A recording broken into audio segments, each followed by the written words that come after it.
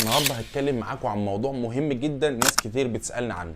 ازاي تدي لنفسك باور اثناء التمرين، وازاي يكون عندك طاقه اثناء التمرين انك تكمل التمرين من اولها لاخرها. النهارده هديكم 3 نصايح مبنيين عن العلم ومبنيين عن الابحاث، هيفيدوكوا جدا في النقطه دي، وهيفيدوكوا جدا في التمرين، وهيفيدوكوا جدا ان هم يدوكوا الباور من اول التمرين لاخر التمرين. متنساش تعمل سبسكرايب للقناه علشان يوصل لك كل جديد، وكل يوم بنزل لك فيديو مهم عن التغذيه وعن التمرين وعن الرياضه على القناه هنا.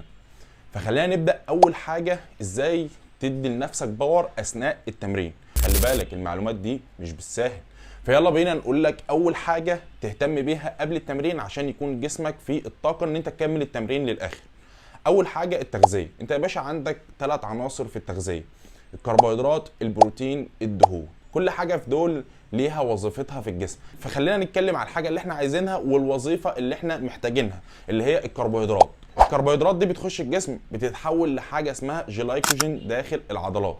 المخازن الجلايكوجين اللي موجوده داخل العضلات دي المخازن اللي مسؤوله عن الطاقه، اللي بتخلينا اتكلم معاك دلوقتي، بتخلينا امشي، بتخلينا اتحرك. دي الحاجه الوحيده اللي بتخلي الانسان يتعامل ويتحرك. فلما بتمرن ايه اللي بيحصل؟ مخازن الجلايكوجين دي بتفضى وما بتكونش فيها اي جلايكوجين خالص. طب الجلايكوجين ده بيجي منين؟ بيجي من الكربوهيدرات اللي انت المفروض تاخدها قبل التمرين. فاهم عنصر معانا هو الكربوهيدرات. الكربوهيدرات دي زي ايه؟ زي الرز، زي البطاطا، زي البطاطس، زي الشوفان. كل دول مصادر للكربوهيدرات بتخش الجسم، بتتحول جلايكوجين داخل العضلات، وهتديك باور ان انت تتمرن اثناء التمرين بقوه وتكمل التمرين من الاول للاخر بنفس القوه. تاني حاجه معانا تسخين المفاصل قبل التمرين وتسخين العضله اللي انت هتتمرنها. ده بيفرق كويس جدا في ادائك في التمرين، لان انت لو ما سخنتش كويس قوي ممكن يجي لك اصابه، ما تقدرش تكمل، العضله ما تبقاش جاهزه معاك للتمرين اللي انت هتتمرنه.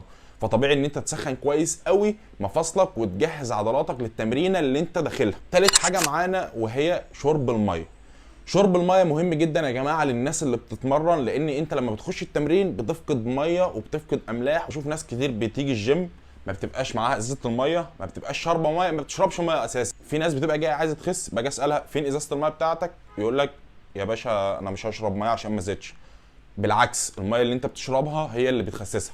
الميه اللي انت بتشربها هي اللي بتنزل الميه المحبوسه تحت الجلد. فبالتالي لازم تشرب ميه عشان تنظف الميه اللي محبوسه تحت الجلد، جسمك يطرد كل الميه اللي محبوسه تحت الجلد.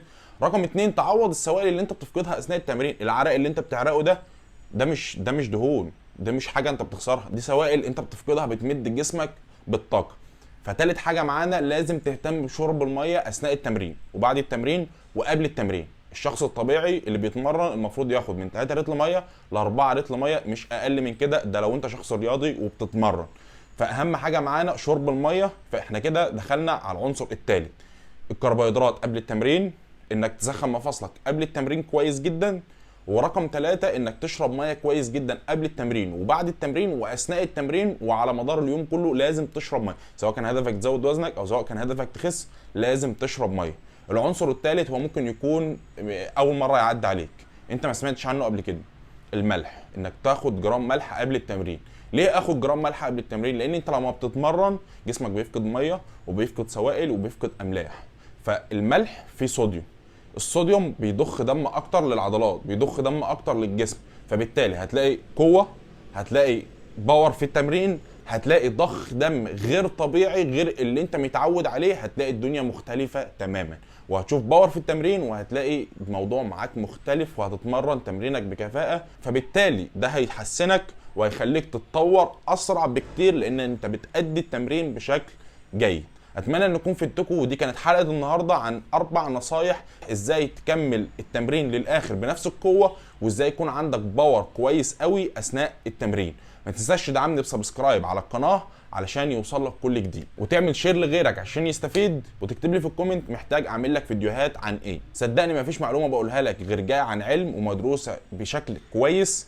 لو انت ما تعرفش انا مين، انا كابتن عزو، اونر عزو جيم، مدرب معتمد بقالي 5 سنين من نقابه المهن الرياضيه والاتحاد المصري لكمال الاجسام، وحصل على شهاده الطب الرياضي، ومرنت ازيد من 20,000 عميل في الجيم بتاعي.